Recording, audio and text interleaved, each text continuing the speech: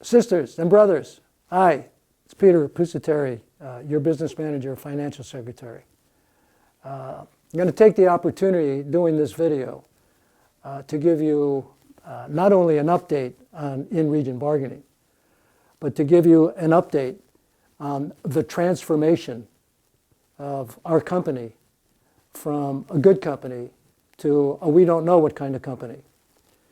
Last Thursday, while we were in this office bargaining, the company gave us what they categorized as their kind of final offer. It's final, but not completely final. We didn't know what the heck that means, and I'm sure you don't know what that means.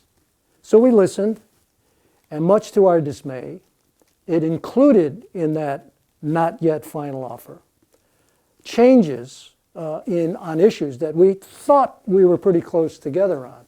Dramatic changes there. And some new things that we had never seen before. Now, when we took a look at that, it was obvious to us, your bargaining team, that they could have given us what was in that near final offer. They could have given us that 2 months ago. Because what they gave us appears in all the other CWA agreements. But apparently it was a strategy on their part to give us that when they did. That was Thursday of last week.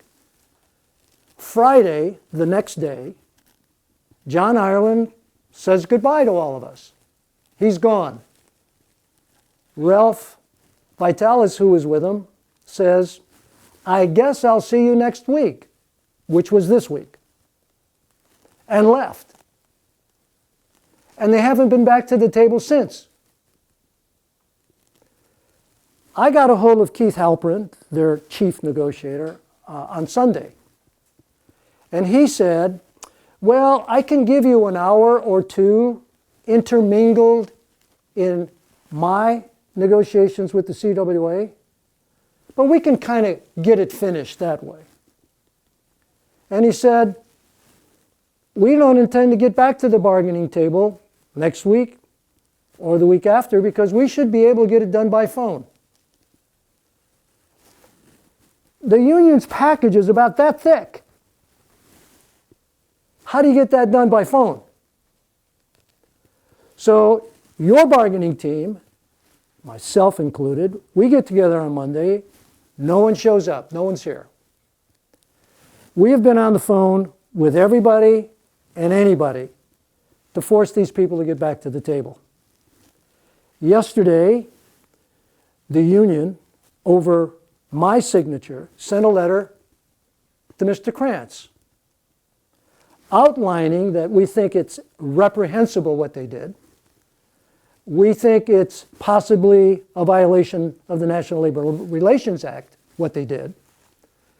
And we sent that letter, which was a full-page letter, to Mr. Krantz yesterday afternoon, yesterday evening. This morning, your union, me, receive an email. We sent a letter, an email letter. You get an email from Mr. Krantz who said, Peter, thank you for your note.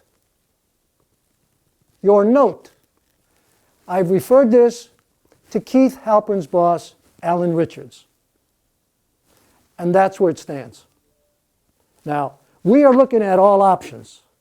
And guess what's the first option? You guys. How do we communicate to you to help us communicate to them we're not going to put up with not showing up at the bargaining table? It's one thing to disagree about the issues. We always did. We always will.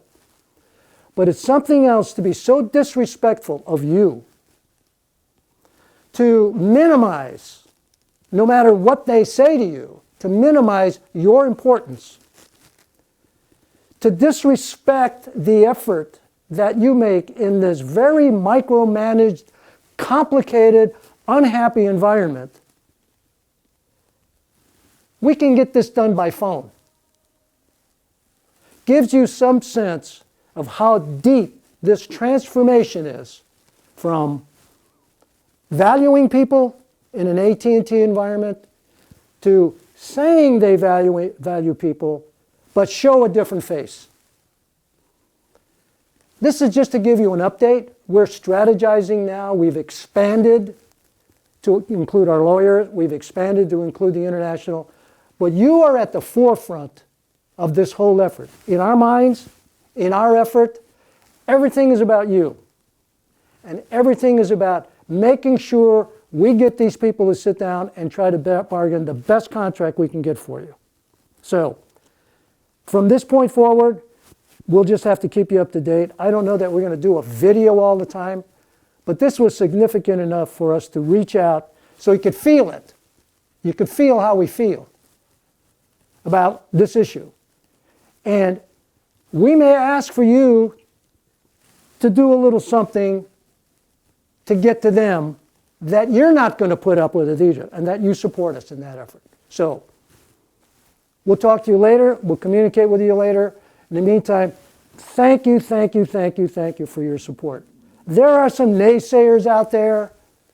There's a little distraction out there about what we're doing and how we're doing it and why is it taking all this time. Our effort is the big picture in you, not these little skirmishes. So thank you for your support. You don't know how much it means. We appreciate your patience with us. We appreciate and hope you understand that this is all about you. And we'll be calling on you soon enough to give us your help. And we know you'll be there. Thanks very much.